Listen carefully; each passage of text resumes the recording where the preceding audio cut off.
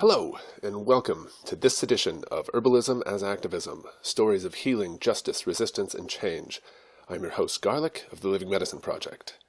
You can check out past episodes at my website, livingmedicineproject.com/herbalismasactivism, all one word, or by going to the Herbalism As Activism Facebook page. In this edition, I interview my friend Philippa Joly. Philippa is a longtime activist, an organizer, and herbalist living in Vancouver Island. In this interview, we talk a lot about decolonization and how herbs can change our relationship with the land, with the history, and with how we defend it. Philippa also shares some of her stories from working at a couple of pay-what-you-can clinics in Vancouver and Victoria.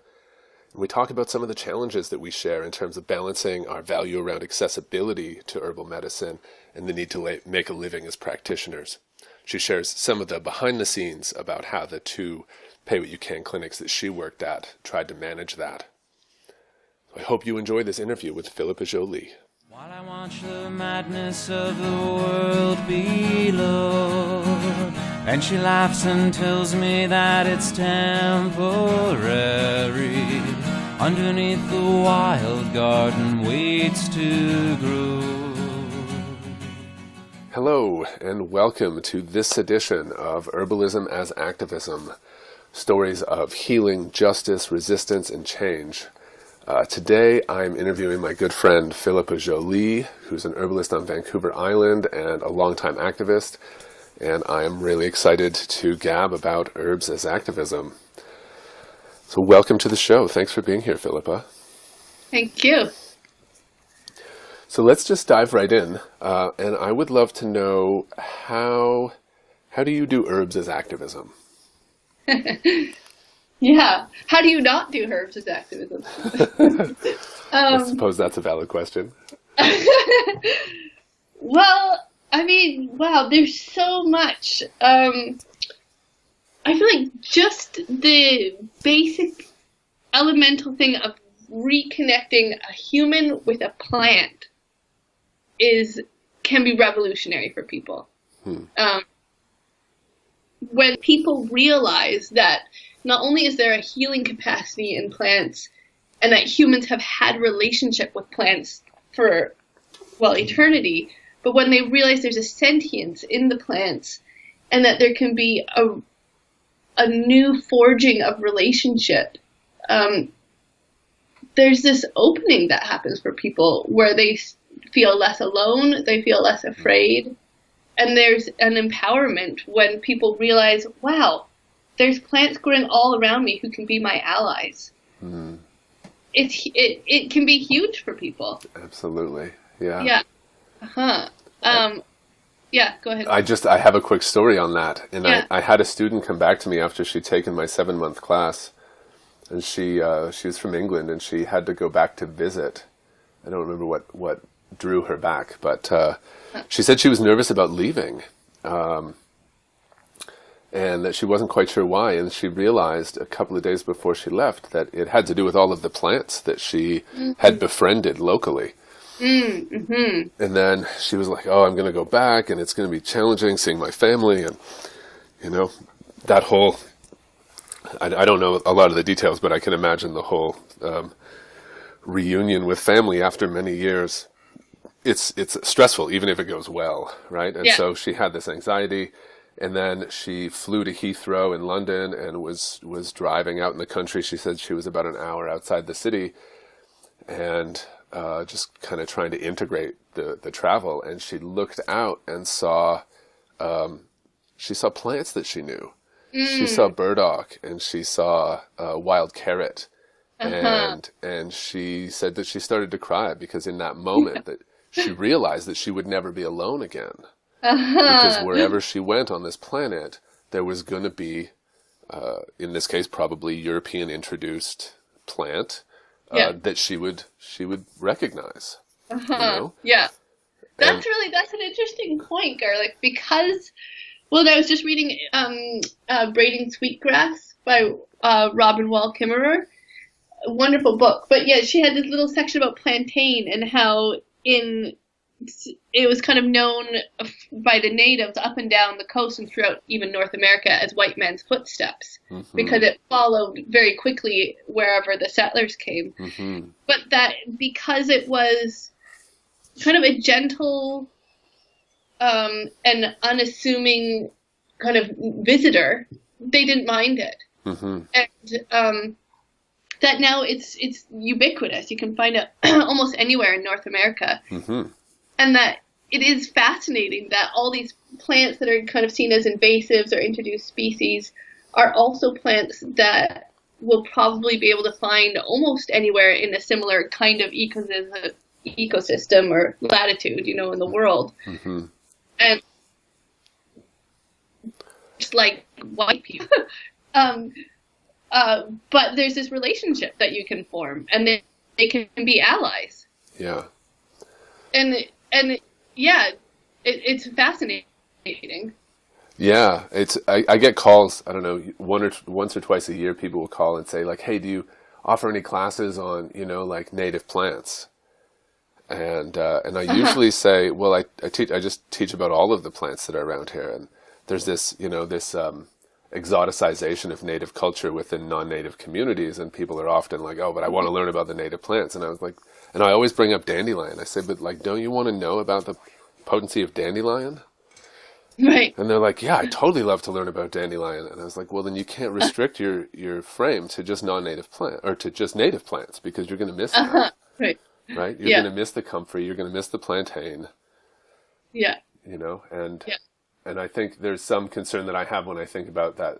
The picture that jumped to mind as you were describing that, like any ecosystem around the world that might have similar plants, there's a concern I have around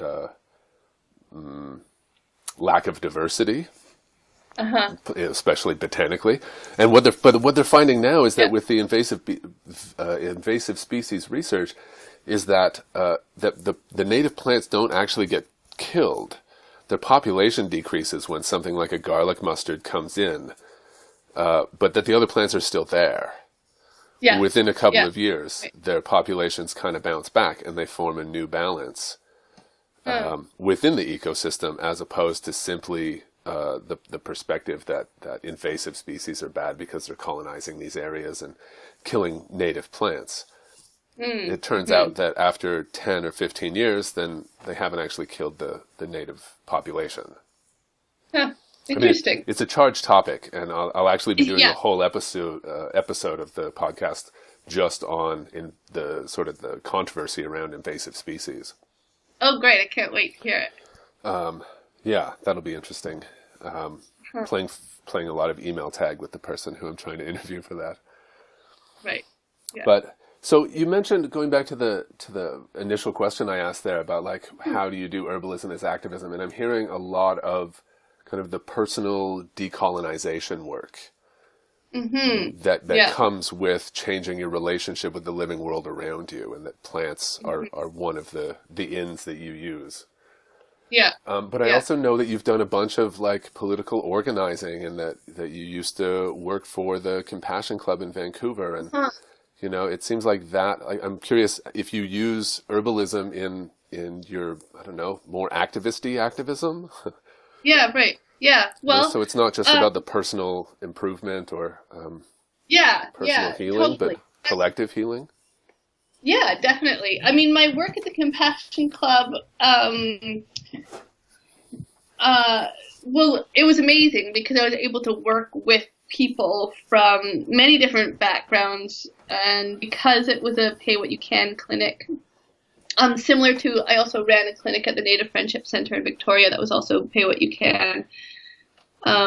It just meant that people were able to access holistic health who otherwise weren't able to access it. And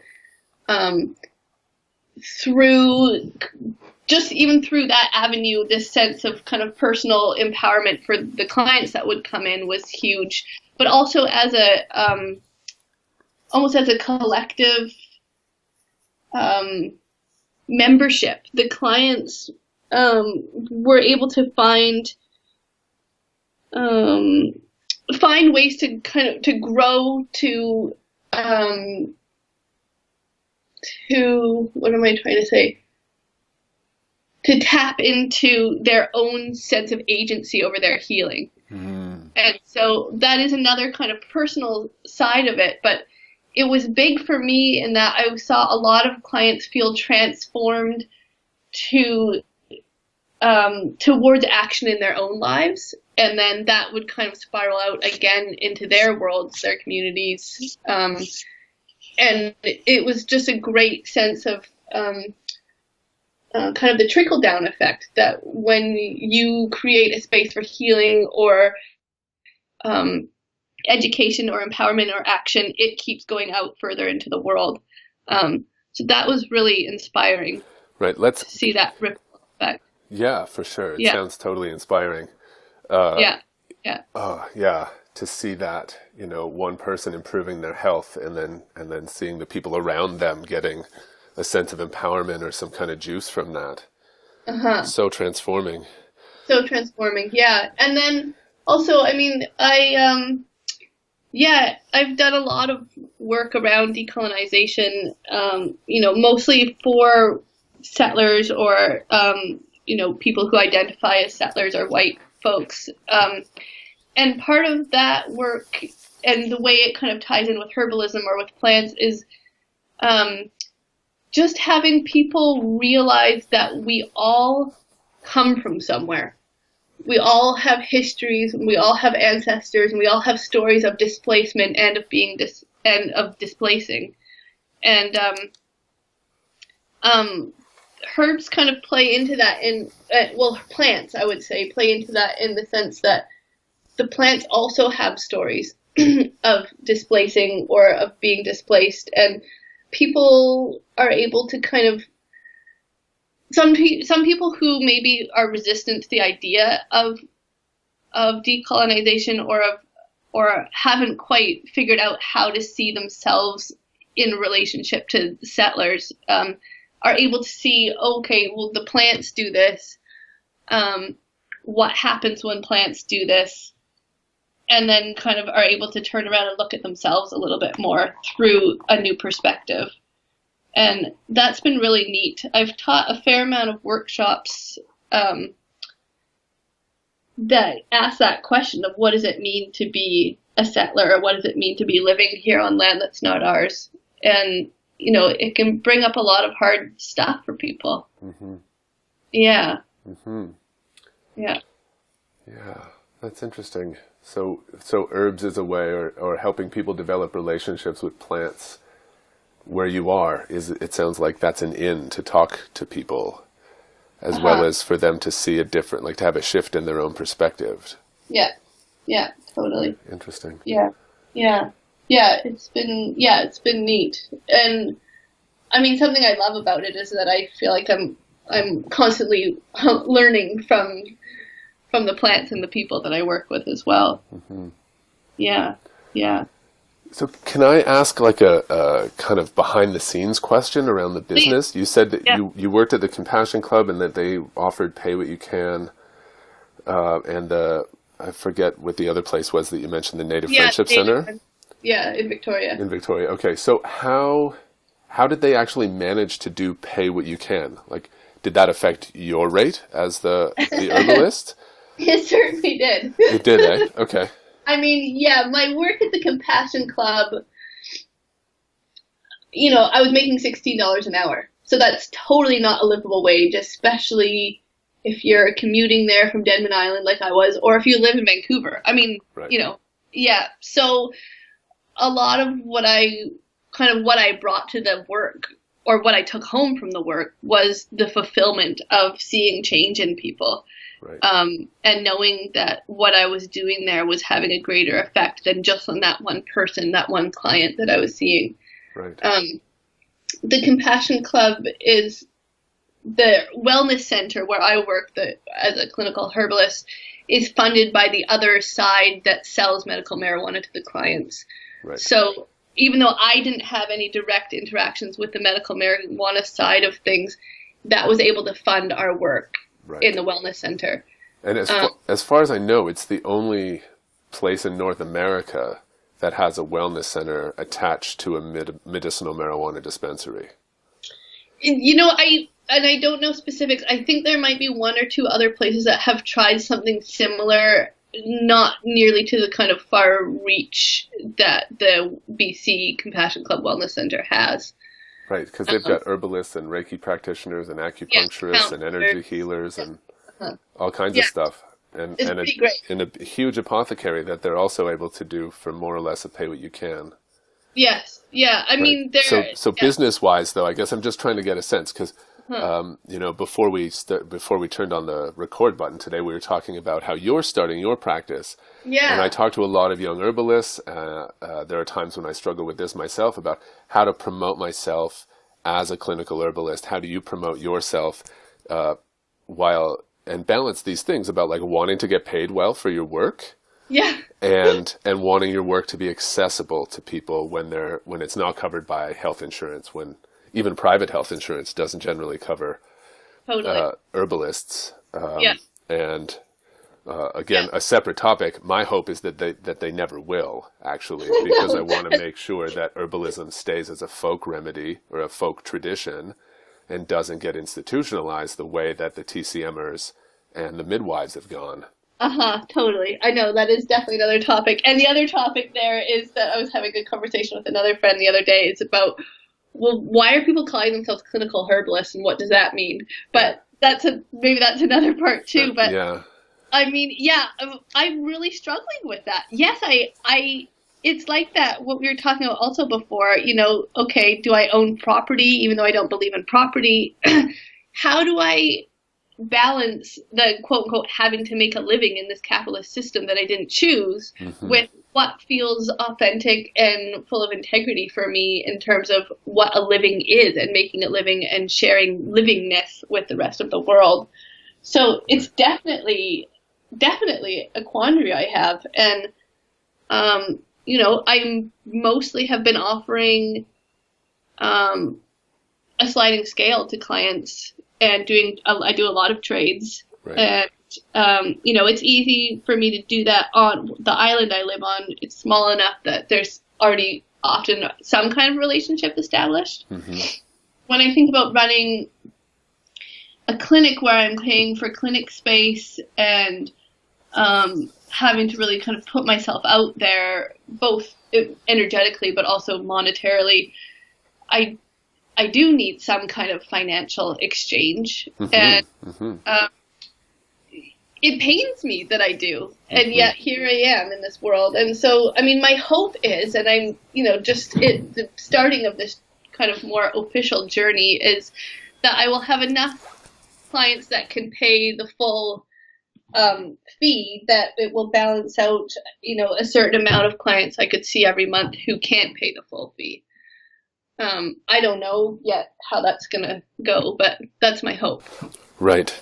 Yeah. Yeah. Well, everybody I know is trying something different to solve this specific problem. And that's actually a lot of the motivation initially that started the idea for this podcast to exist at all, is because part of what I'm going to do is collect people's stories about the business structures that they're using. Some people go the route of registering as a nonprofit and creating a lot of donations and fundraising and stuff like that in order to be able to balance and be able to offer a pay what you can or a sliding scale or just something that's as low as they can go financially. And other people, there's all kinds of different models that are being practiced, and that's part of what I'll be putting together and archiving with this project. Neat. And it sounds like with the Compassion Club that they were able to use the profit from marijuana sales to fund the wellness center. Yeah. Another side note there is like that means that the other medicinal marijuana dispensaries are making a lot of money, and it's not going back into the going back into the membership. It's not going back into the community. It's just going into somebody's pocket. Yeah. That's totally another conversation. Totally. Medical marijuana in general. Oh my Lord. But I'm curious about the Native Friendship Center in Victoria. Yes. What was their business structure that allowed them to keep the doors open, I know. I mean, once again, so Nadine Ijaz, who was a teacher and friend of mine, she had originally set up a clinic at the Victoria Native Friendship Center for the students at Pacific Rim College, kind of as a student clinic. And so that kind of, it went for a while, but then it kind of disintegrated. And then a few years after, Nadine and I kind of reinvigorated it, along with Ga-Ching, who's an acupuncturist and a wonderful red woman too. And so there was funding both from the Native Friendship Center and the college. Mm-hmm. And then I was there mostly in a volunteer capacity, and so was Nadine and Ga-Ching. So it wasn't, anything that we were making money at. Right. Yeah. Which I think is really important ultimately, because you won't be able to volunteer for very long. Yeah. If you're not able to make a living doing it. Yeah. And that's the balance right now. Yeah. Yeah. There's definitely some other shows that I'm trying to line up at the moment of people who are really creatively solving this problem, different projects that we'll just focus on how that whole business model works for them. Neat. That I think you'll be interested in. Yeah. One woman in particular, I went to her workshop a couple of years ago at the Kootenai Herb Conference. Uh-huh. She's the head of the herb department at Bastyr in Washington. Oh, yeah. And she has like a whole model where she has a full personal practice, and the rates are like $35 a visit or something. Like, wow. Yeah. It's kind of based on a community shared agriculture kind of model. Right. So there's creative stuff out there, and I appreciate you sharing, the two that you've interacted with and how they balance that, because I think it's important to realize that, so many people are willing to martyr themselves. Maybe it's a strong use of the word martyr, but it seems like there's an aspect of sacrificing ourselves to do the work. And it's not until years of doing that, when we're approaching burnout, that they're like, wait, we actually need to get paid for doing this. I can't. It needs to be sustainable. I can't. Yeah, exactly. It needs to be like our practices need to be sustainable while being affordable. Totally. Yeah. As opposed to like, I have this other job I don't love, but I'm doing to make money so I can pay my rent and feed my kid. And then I'm doing what I love, and I get a lot back from it, but it's not supporting me financially. Right. Yeah, we can't do that for very long. And I think ultimately, our resistance and our revolutionary movements need to get into a place where people who are doing the change work can afford to do it. Yeah, totally. Without simultaneously without succumbing to some of the middle class ideology that allows us to just feel comfortable in our own privilege. Yeah, exactly. So it's a fine line, to be sure. It is. Willie says, here's a story that you may not comprehend, but the forest here will rise and bloom again. There's a world beneath the pavement. Hi, this is Garlic, sneaking in for a little word from our sponsor kind of moment. Since that's me, I'm going to take a quick moment to plug some of my work and let you know about what I do. So I'm doing this podcast as part of the Living Medicine Project, which is weaving together herbal medicine, empathy, and nature connection for personal and community healing. I work one-on-one with a lot of parents, activists, and other change-maker types who either want to treat or prevent burnout, or they just need more support themselves. And they find the combination of herbal healing, empathic listening, and nature connection not only helpful in their healing, but empowering because of how it aligns with their values. I also teach live classes online and in-person classes in Nelson and Vancouver, BC. And for the activisty folks listening to this, I want to quickly tell you about 2 web classes coming up that I think you'll be interested in. The first is called Herbal Self-Care for Radicals, Activists, and Organizers: How to Sustain Yourself and Your Activism Using Herbal Healing, Empathy, and Deep Nature Connection. It's a 6-week teleclass that will show you how and why herbs, empathy, and nature connection must play a major role in our lives and our justice work. That will start mid to late April of 2017. The second class I want to tell you about, I'm actually still putting together. It's called Dealing with Anger in the Face of Injustice, and it will also be a 6-week web class focused on finding the gift within anger. This class also combines herbs, empathy, and nature connection, but this time to process, harness, and transform anger into a more grounded energy and even a brilliant source of creativity and healing. That class will launch this summer and start in early September 2017. You can find out more about these and other classes by visiting livingmedicineproject.com/upcoming-classes. That's upcoming classes with a little hyphen in the middle. All right, that's my plug. Now back to your interview. Thanks. The seeds are lying dormant, it will never end. What I found when I was working at the Compassion Club is that the herbs were almost secondary. It was really just, about connecting people and meeting them where they're at and doing counseling. Yeah. Yeah. Because I think that, it's, I don't know, I go back and forth on this when I think about giving herbs to people to help with emotional and spiritual transitions. Like sometimes there's just kind of the right herb that I feel penetrates to somebody's emotional level or their spiritual level, and other times it's like that stuff I feel like needs to be talked through while supporting their nervous system, as opposed to like giving them the herb that's going to free them from their anxiety. Right. It's more like, right, giving them the support and nourishment they need to actually befriend or work with their anxiety, while working physiologically to try to reduce the actual symptoms of anxiety. Yeah, totally. So, yeah. I think even though we have an analysis about not using herbs like drugs, I think we still, we can fall into that accidentally in, wanting to achieve something in particular, or, looking at as treating something as opposed to just working with someone where they're at and kind of encouraging growth. Yeah, absolutely. Yeah. So, I feel like in the last year or so, it's become really clear to me that my healing work, both in my teaching and in my one-on-one work, is about weaving together herbs, empathy, and nature connection.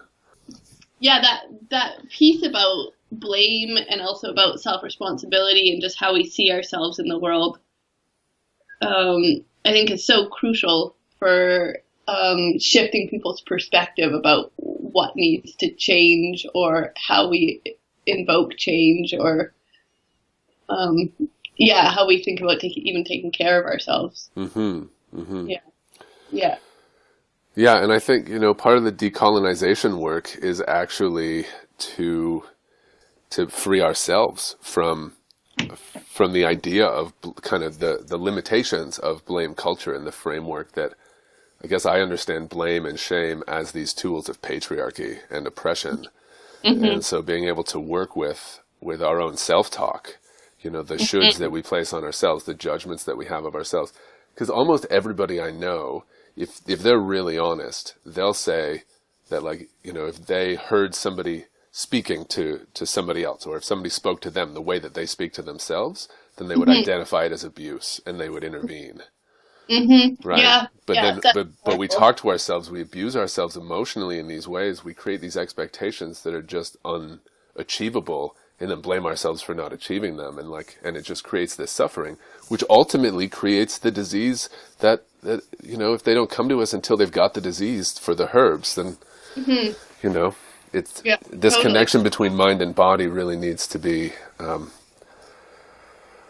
more conscious for people, so that our emotional health is understood as a way to prevent deteriorative illnesses. Yeah, seriously. Yeah, I know. And when we think about maybe how we were spoken to as children, and then we look at how we speak to ourselves, or even not even directly how we're spoken to as children, but how the world kind of speaks to us as children. And I've been thinking a lot about that, now having a child, and thinking about how do I speak to her? Well, how do I speak to myself? And if I'm not speaking to myself the way I would speak to my child, then there's something askew there. Yeah. Yeah, absolutely. And, I heard when I was studying NBC parenting stuff, one of the expressions I heard was like, our voice or the words we use with our children will become their inner voice. Totally. Yeah. And we can trace that back to our own childhoods, you know. Yeah, totally. Yeah. It's a big deal. And that's where, and so that sort of spins me off into thinking about attachment theory and what it means, you know, to move from having an experience of having an insecure attachment with my caregivers, needing to do the healing in order to earn that, what they call it, just create that earned secure attachment, and then be able to offer that to my children. Yeah. You know, and it's a lot of work. It's where parenting becomes social justice work. It totally does, yeah. And sometimes in those moments of, darkness or despair about the state of the world, or of like, what am I doing, or how am I actually affecting change in the world, sometimes it can be heartening to be able to come back to the, even though it feels very small, but the personal realm of some of the work that I'm doing to create change in the world is just in my parenting. And sometimes it feels inconsequential, and other times it can just give me a bit of motivation, or a bit of like, okay, there is something that's happening. Right. Yeah, for sure. It's something that I think people like us, I wonder about all the time, how am I actually affecting change in the world? What do I do? What does it matter? What do I do sometimes, and it can feel discouraging. And I've been thinking a lot about that piece about nature connection, because I've been very much enjoying my sit spot and really nourishing my relationship with having a sit spot lately. And it's great. I love it. And I've been, but I'm really kind of struggling with the piece of like, how does me deepening my sense of place, how does that affect, or does it affect change in the world? And kind of trying to bring some kind of awareness or sensitivity of the minuteness of my own life, and then how it, radiates out into the rest of the world. Yeah. But still, feeling confused about it. Right. Because, and that's part of, a kind of the New Age lexicon contains this idea of, some version of be the change you want to be. And like, exactly. If you want to change the world, change yourself. And I find that view often misses the part where the world change actually requires political organization. Yeah. Right. It's not actually a personal struggle, because if it is, then we get boxed in by the frame of the choices that are on the shelf, right? That whole choosing with your dollar thing, as opposed to needing to break that frame and to look at things in terms of like, well, actually, how do we create a social structure based on people's needs? Yeah. I know. And there's this balance between, I think, having your own groundedness and that being a valid form of activism, staying grounded, doing that self-care. And then there's a line where I think it's possible to become indulgent in that. I don't know where that line is. It's a gray area, but I feel like there have been times in my life, and sometimes I talk to people and I feel like they're on one side or the other of that line, where they're doing their self-care, they're doing that healing work, they're talking about the change that needs to happen, and then not actually stepping up to participate in that change that needs to happen. Yeah, totally. Yeah. And, I think the quiet times, the nature connection, for me at least, are really helpful for kind of deepening almost my sense of resolve, and deepening my connection with the world that I love so much, that propels me forward into desiring and figuring out how to create change. It's like, if I didn't have that love of the world, the beautifulness of even just my one small sit spot, let alone, the whole radiant world out there, then I would lose perspective, or lose reason. Right. Yeah. I think you also can lose no, that's not the word that wants to come out. You can lose a level of creativity, right? Because I have found a number of times, like when I go out into nature, if I'm having an issue with something and I'm able to really kind of lather myself in empathy and understanding for what's happening for me, then that combining that with the connection with nature, there's all kinds of creative impulse that flows through me, that I genuinely have had this experience of like, this doesn't feel like it's from me. Right? Yeah. Like I remember writing a blessing for some friends of mine for their wedding. This is a bunch of years ago now, and I went and sat by the river, and for an hour I tried to write, and it wasn't coming. And so I took some breaths and asked the river for some input. And then like I had this, what I thought was brilliant. It was like a page long, 5 or 6 stanzas, limericks and rhyming and funny, and like, and it just flowed out of me, and I didn't at all feel like mine. Yeah. And that's one of the things that I think, that's for me why nature connection is so important in thinking about our personal self-care, because and in our resistance work, because it allows us to think of things that we never would have thought of. Yeah. That can be creative and fun and way more effective. Totally. Yeah. Yeah. And that, I think, is this maybe the piece of why I've been totally loving and just really like inspired by sitting with plants a lot lately. And tell me about that. What is that like for you?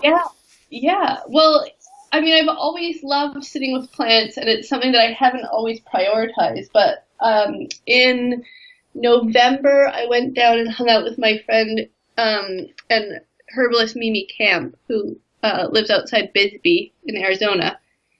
And she makes flower essences. And do you know Mimi? I don't, no. No, okay. She did the illustrations for Michael Moore's books. Oh, okay. I've only ever seen those illustrations online, but... Yeah, okay, yeah. So, she has made 2 different flower essence kits for working with trauma. And they're wonderful, and her work with flower essences is quite profound. And so we spent 10 days just sitting with plants pretty much. And we would do a sit, and then we would write about them, and then we would kind of talk about them in effort to just distill her work a little bit more, to make it a bit more accessible to practitioners and stuff. But it was immensely powerful in that each plant that we sat with, we got very clear, very direct messages and imagery that was correlated between her and I, and also she's done plant sits with, she brings in other people to also sit with the plant so that she can kind of see, what the overall message is that the plants are sending out. And since I've been doing a weekly plant sit here, inviting people to come sit with plants with me, and it's just always so humbling and inspiring what the plants want to share. And I'm constantly kind of bemused about what is the relationship between humans and plants? Why do plants have all this information, healing, words of guidance that they seem to be bursting with eagerness to share with us? And it's just really right there if we choose to slow down and listen. Right. Yeah, it's been totally inspiring and wonderful. Any particular insights that come to mind now that you're willing to share?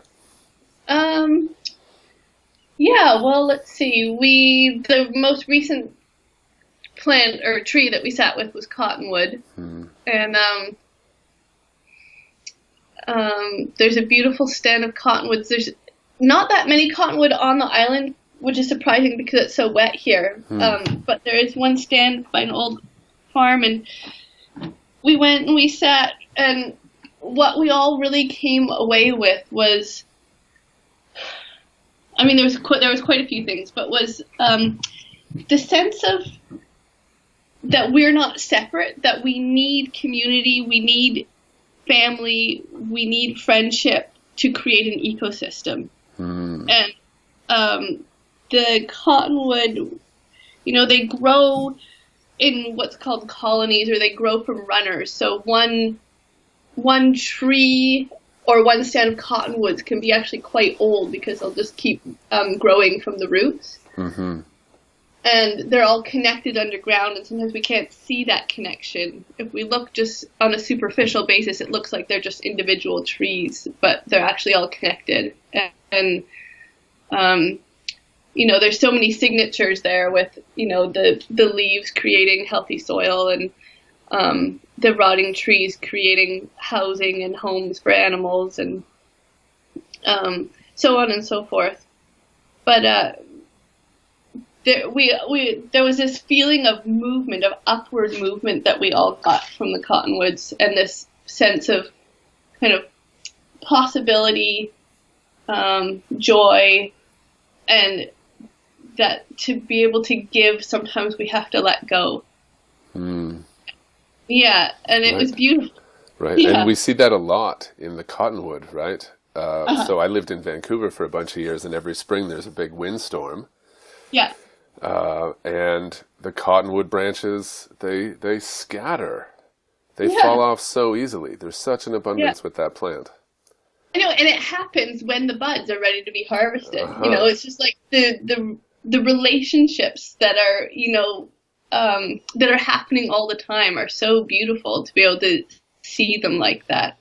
It wants to share, and it wants to share when it's time to share, and the winds come and help it happen. And the buds are just, they're just so golden and sweet and sticky and wonderful.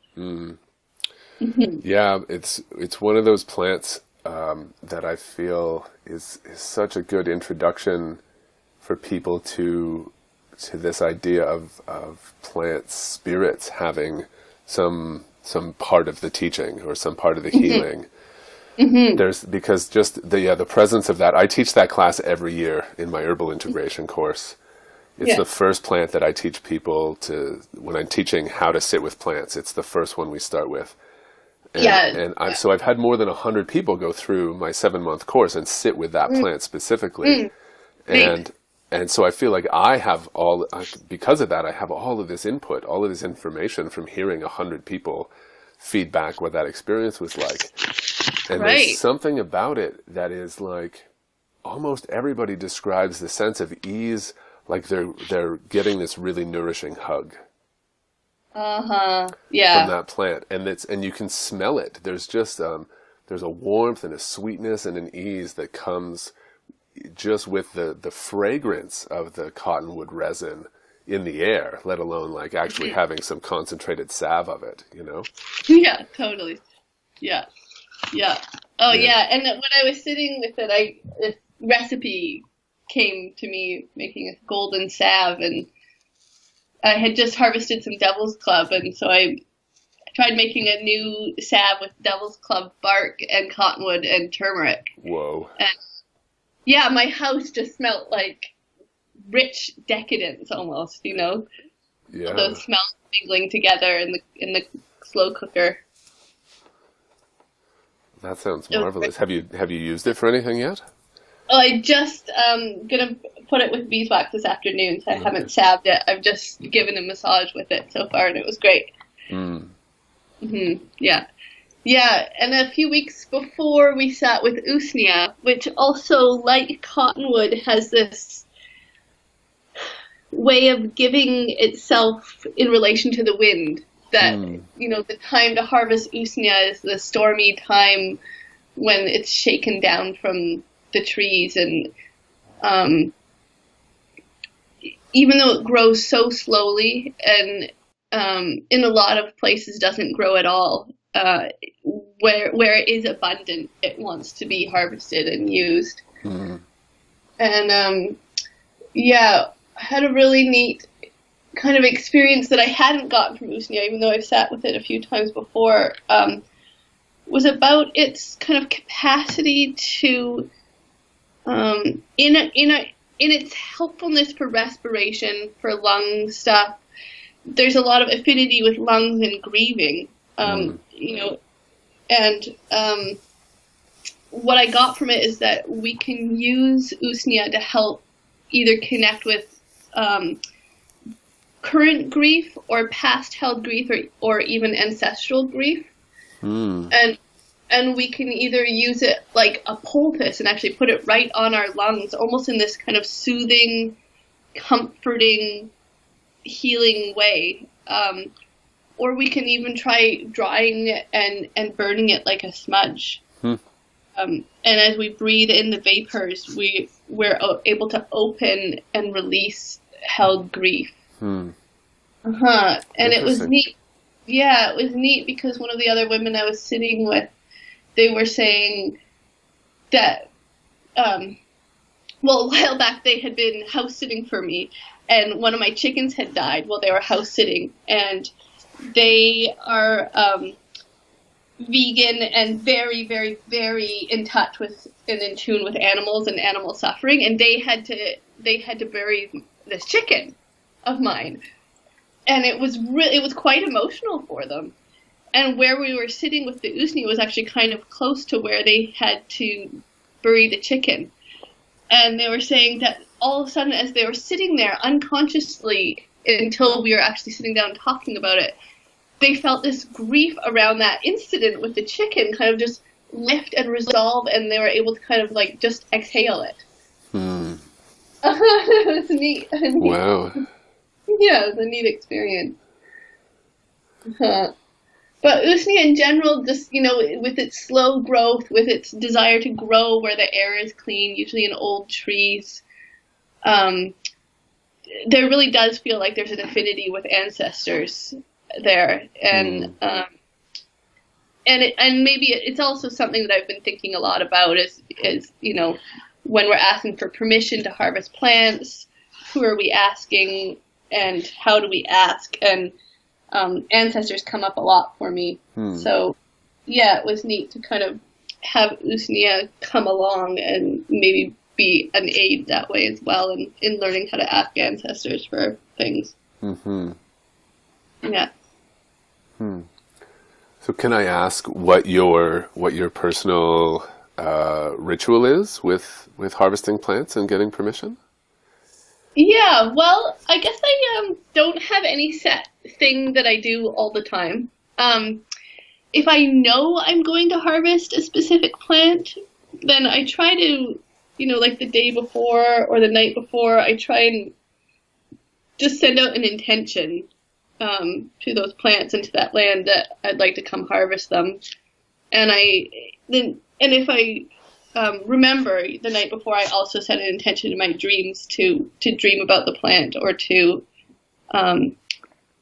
just to send my intention out to the plant that way. And then when I'm there, you know, I usually just try and sit and listen for a while, and ask, you know, is it okay if I harvest here? And try and just bring some awareness, even if I actually have no idea, you know, what the story of the land is before my time here.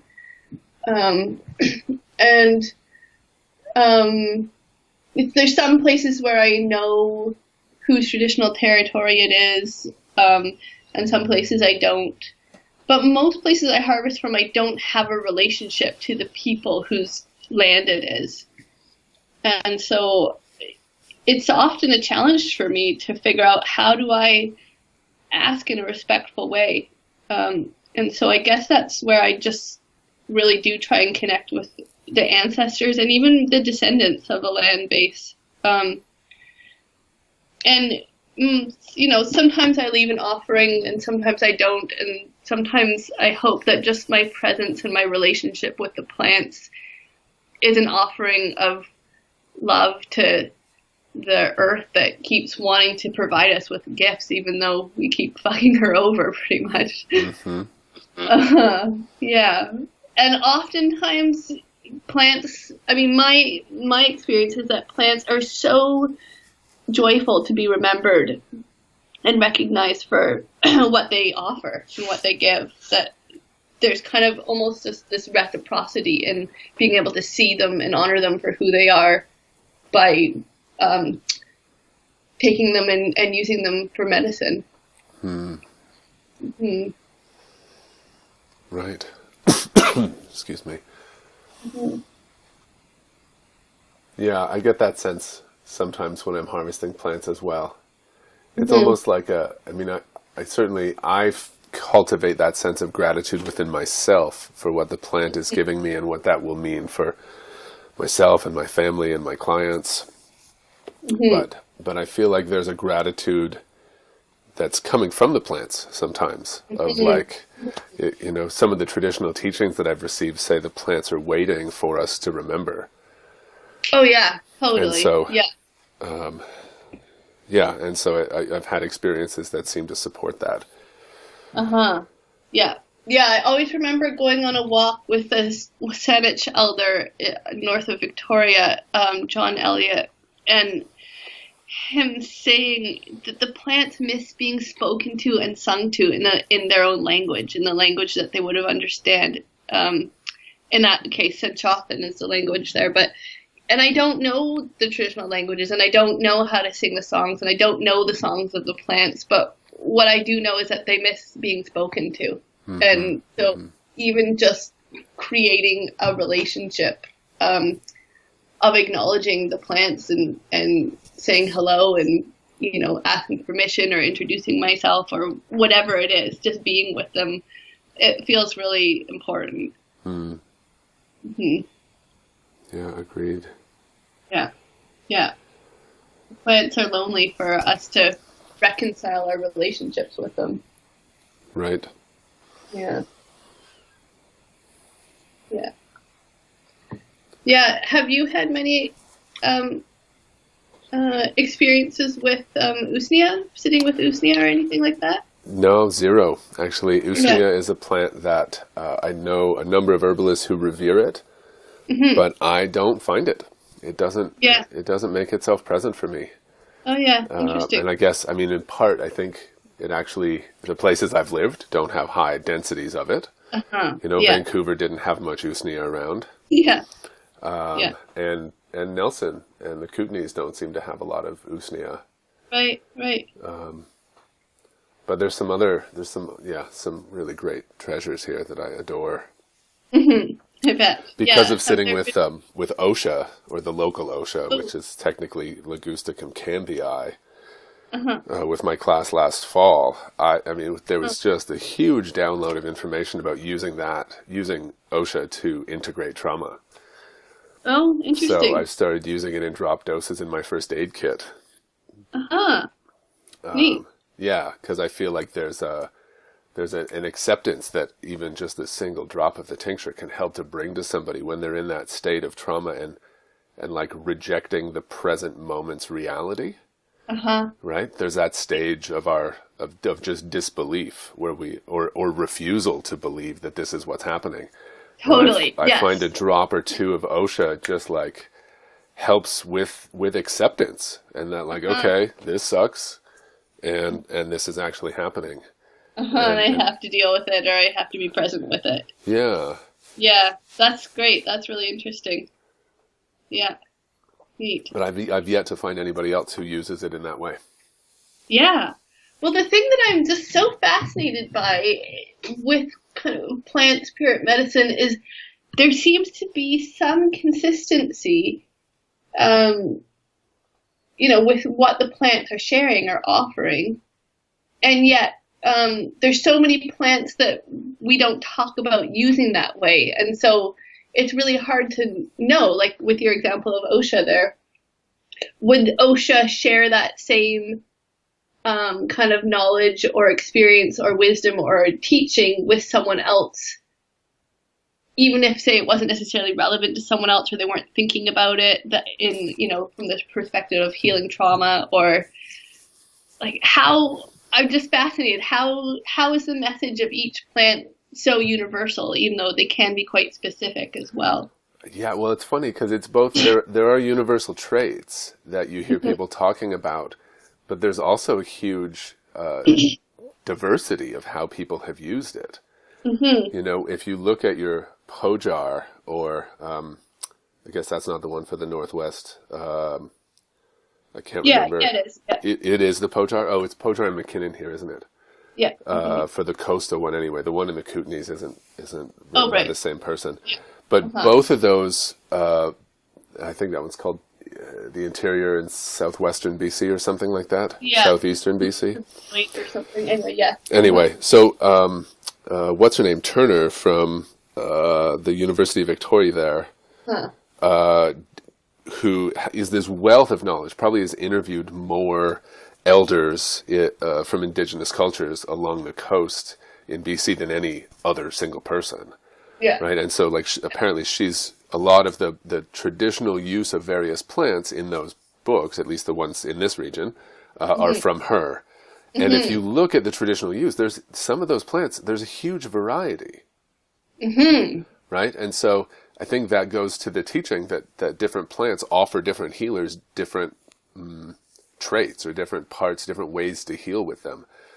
And so while there is a universality of some things like mullein being related to the lungs or usnea being related to the lungs, there are other plants that have, like yarrow or St. John's wort, that have just an enormous range that they can do that's been proven, scientifically or biomedically, but also spiritually. The tradition for using those plants is really widespread.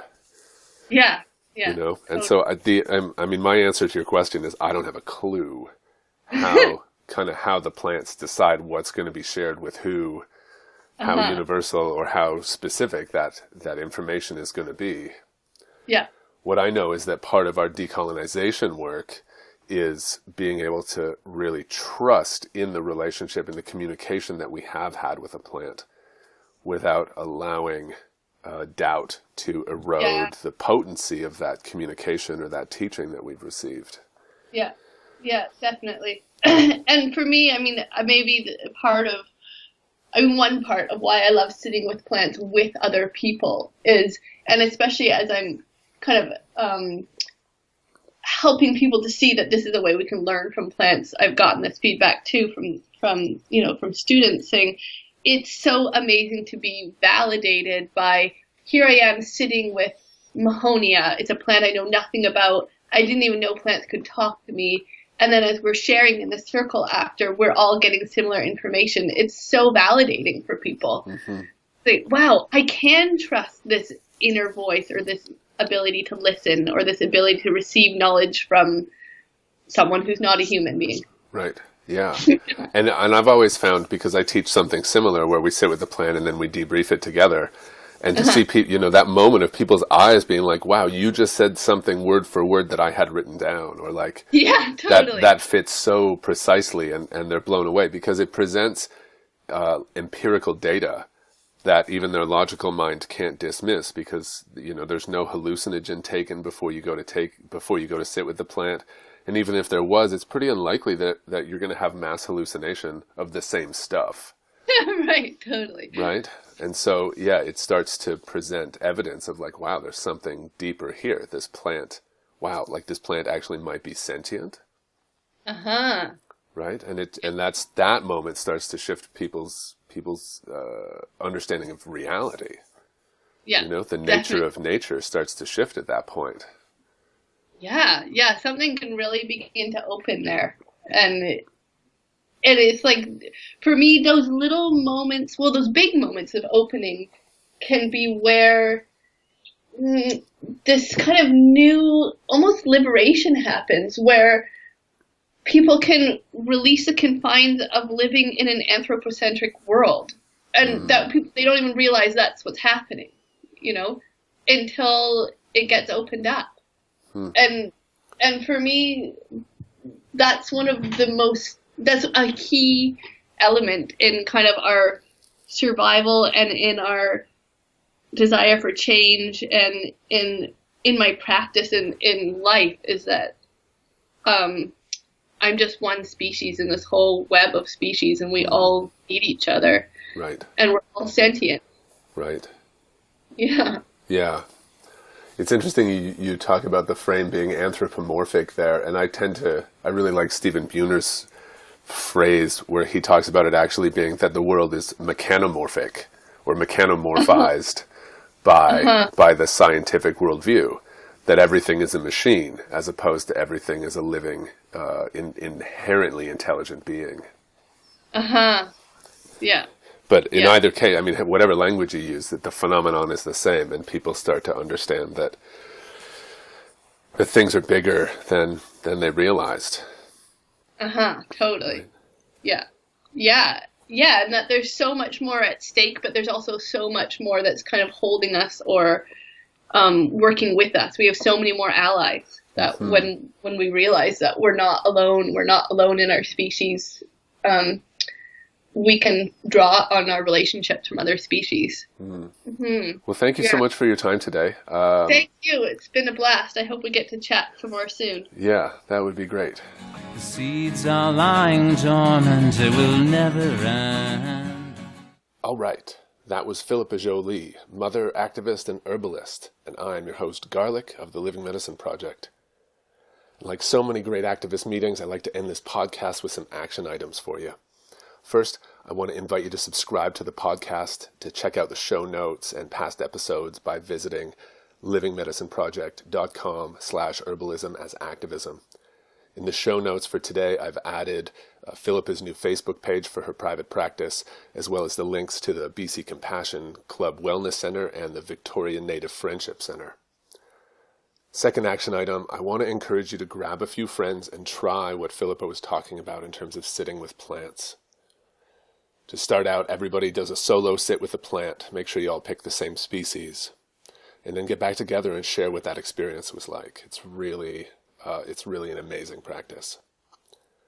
And lastly, I want to know if you know of community clinics or herbal practitioners who have creative business models to help with this balance between accessibility and sustainability as practitioners. And if you do, please put me in touch with them. You can leave comments on the Facebook page or send me an email directly. You can find that through the website. So that's it for this edition of Herbalism as Activism. I am your host, Garlic, wishing you strength and wisdom in your stories of healing, justice, resistance, and change. And Willie says, when you say you are afraid, I understand. In a place where one can rarely smell the land, but the ocean breeze still blows here that will never end. The seeds are lying dormant, it will never end. Willie says,